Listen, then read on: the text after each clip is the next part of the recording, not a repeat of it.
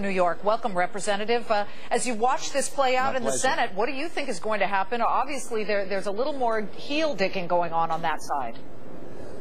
Well, I was listening to what my colleague, my former colleague, Martin Frost was saying, and I agree with everything that he says. I think Harry Reid needs to get a bill. He needs to try to get the best bill he possibly can. He needs to pass it, and then I think we'll worry about it in the conference committee. I don't think we can worry about everything right now. I'm proud that we passed the bill. It was, as you know, a very close margin, but it passed, and I think that ultimately both sides are going to have to compromise down the line. Representative Engel, it worries some people to hear members of Congress say, we'll worry about that later. The fact is, this is close to $1 trillion, at least on the House side, or more, depending on which numbers you're looking at, and I think that's worrisome to Americans. Well, it's the president said that he wanted the bill to be at $900 billion. The bill by our cost is $891 billion. That's obviously a lot of money, but it's under $1 trillion. We think that it will ultimately save. We think in the first 10 years of the bill, it's going to save us $109 billion in terms of the deficit.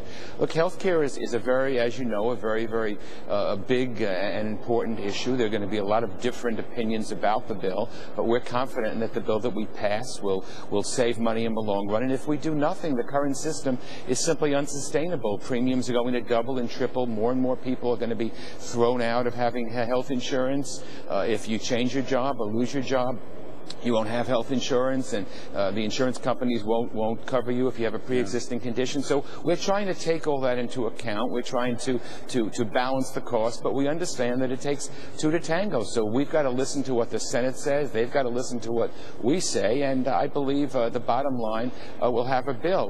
You know, the president came and he spoke to our Democratic caucus on Saturday morning, and he said something that I agree with. He said that passing this bill is good policy. It's important for the American people, but it's also good politics, and I think Martin Frost said that. I think the Democrats. Well, hold on a second, Congressman, because there are a lot of senators who disagree with you on that, who think it's better politics to go against the idea of a public option, and that includes folks that Democrats were working with, like Olympia Snowe, who said, no way, I'm not going to vote for a public option, even if there's a state's opt-out. Joe Lieberman said, as a matter of conscience, I will not vote for the public option, a bill with a public option in it. So how do you present a bill with a public option in it without those key votes?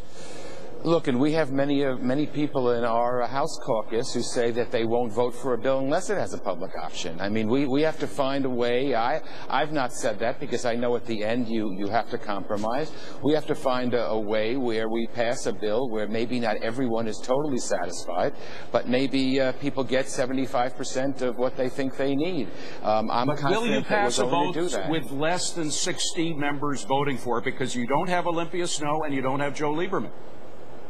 Well, I think that's something that Harry Reid's going to have to decide. You know, there is a process called reconciliation where he could pass something with 51 votes. I don't know that he's going to do that because it really hasn't ever been done on such a bill of this magnitude.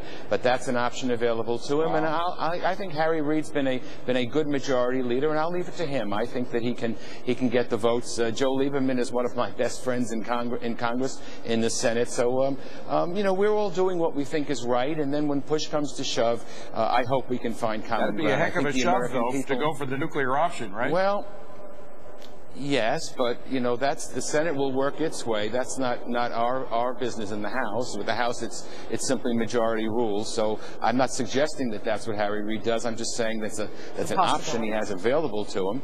But I think when all is said and done, we will come together and have a bill that both houses will pass and the president will sign, because many of us, and I'm on the committee, I think that the current health care system is unsustainable, and we need to change. And this is what we need to do for the American people, to get the deficit down, to bring health costs, break that curve and bring health costs down. Look, there are skeptics. That's what the democratic process is all about. Thank God we live in the United States of America where we can disagree. But I think hopefully the bottom line is I believe we will come to an agreement with the Senate and the President will sign a bill. Representative Engel of New York, great to have you. We hope to see you again here on Fox Business. Senator. Thank you. Thank you.